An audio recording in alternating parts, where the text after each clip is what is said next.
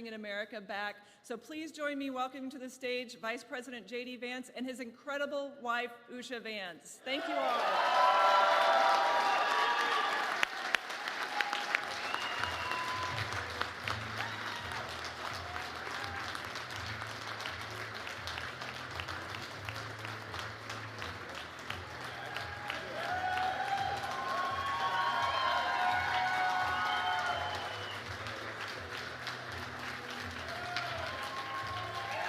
Hey, guys.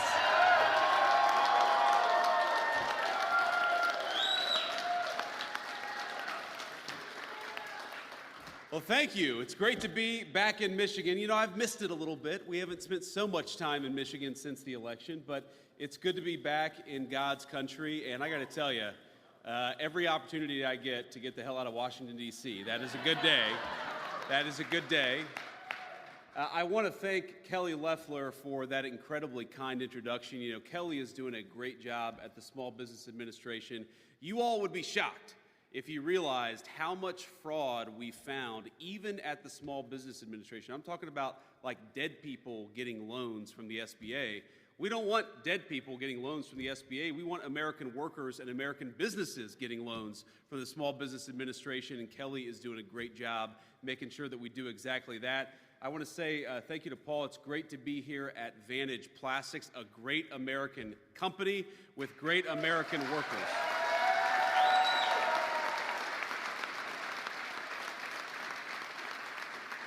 So thank you to Paul Altman, and thank you to the entire team here at Vantage Plastics.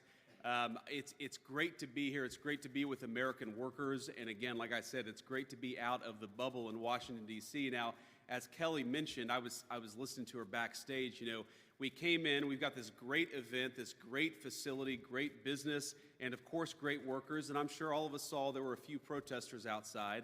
And I can't be the only person wondering, you know, it's a little after noon on a Friday, and don't you all have jobs? Who are the people?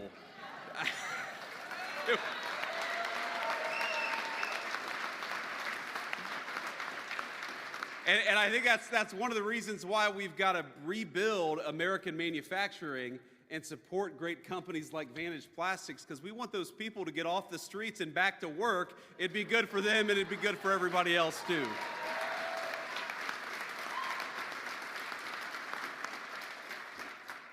Now, y'all don't hold it against me. Of course, you know that I'm from that state, just one state south.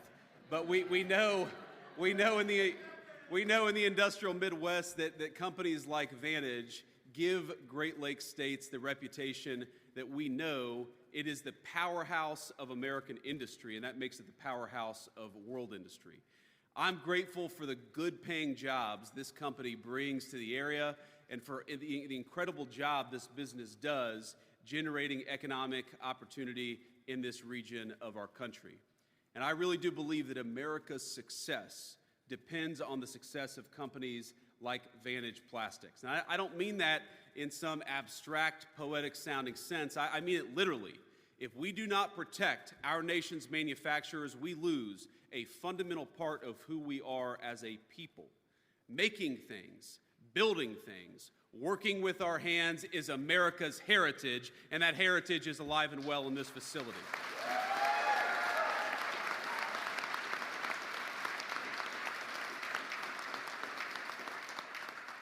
Now, our frontier spirit would have done us little good in conquering the continent if we couldn't manufacture the railway track, the steamboats, the dynamite, and everything else needed to do so. American industry, American workers famously won the Second World War.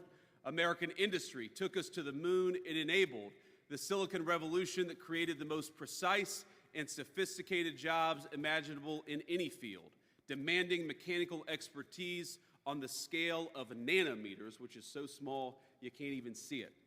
But over the years, I hate to say, we have squandered that heritage in the United States of America. Not in Vantage Plastics, thank God, but all across our country. Between the 1990s and the election of Donald Trump the first time back in 2016, this country lost 5 million good manufacturing jobs. And we saw over 90,000 American factories, great American factories, shut their doors. And as I know I don't have to tell anyone here today, when we lose the ability to make our own stuff, we abandon a way of life, one that has sustained towns like Bay Cities and countless other communities from Middletown, Ohio, to a ton of communities all across the Midwest. Being able to make things is good because it creates self-sufficiency as a nation, and it creates self-sufficiency in our people. And more importantly, manufacturing jobs are good for our workers. Now, we know this. You all know this. They pay a premium of 10% compared to wages in other fields and other roles. They often come with the good benefits and the good job creation that drives the kind of economic opportunity that we want to see in our country. When we deindustrialize, when we lose those good jobs that allow us to support families, those are the kinds of things that we lose. And I think that we need a president, and thank God we have a president that thinks we're going to bring it back, and we are.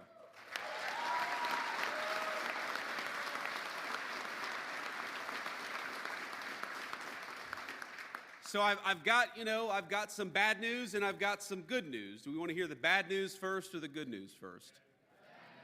Okay, that's good. You all said bad news, and that's good, because if you had said good news, that would have totally screwed up the flow of this speech. I got to start with the bad news a little bit, then we talk about the good news. But here's the simple truth. The very simple truth is that, unfortunately, the last administration left us with a terrible economy. They left us with sky-high prices. They left us with home values that had doubled in just 4 short years, meaning a lot of American families couldn't afford to buy or to rent a home.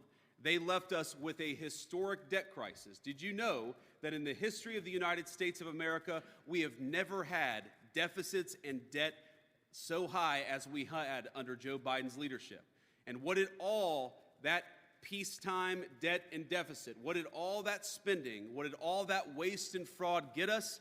It got us an economy where Americans couldn't afford to buy a home, our families couldn't afford to buy groceries, and our people felt like the American dream was slipping away. Now that is the bad news, but now we can talk a little bit about the good news, because I'm proud to say that thanks to all of you, on January 20th, 2025, we started a great American comeback.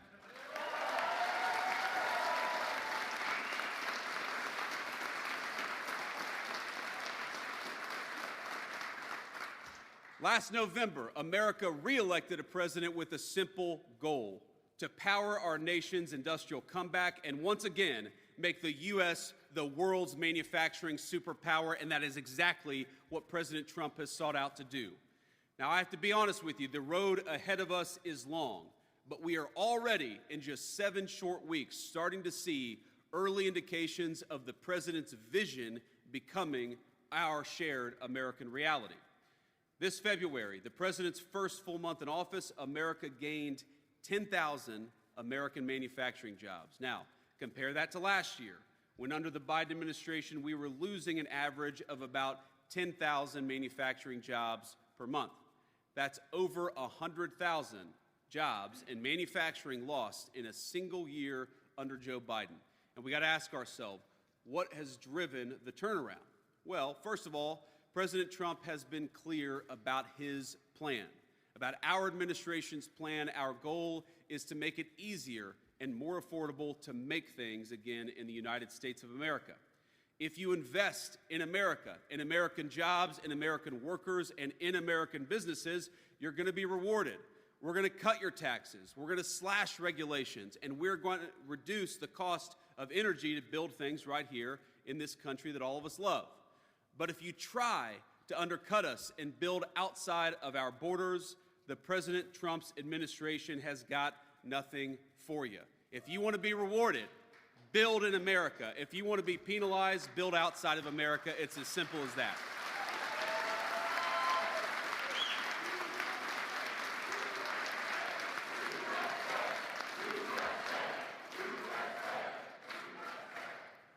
So, if you've gotten rich the last few decades by ripping off U.S. companies and preying on American workers, well, the president is simply telling you the jig is up. If you want to manufacture in China, which has the worst and most punitive economic policies towards us anywhere in the world, then you are going to have to pay the consequences. And what we're seeing already is that the world is starting to listen. They appreciate that we're in a new era in the United States. So as a result, we're nearing $2 trillion in new investments announced just since President Trump took office. That's not bad. In 7 weeks, $2 trillion.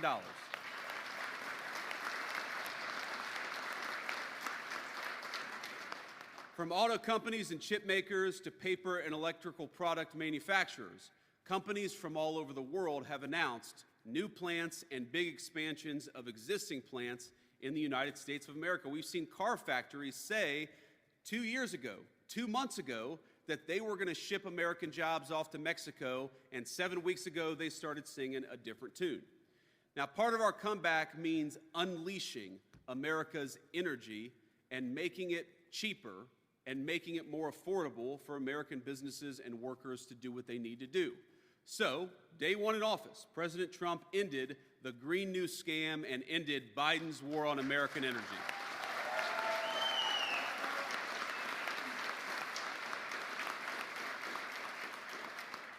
And of course, we're already seeing the results.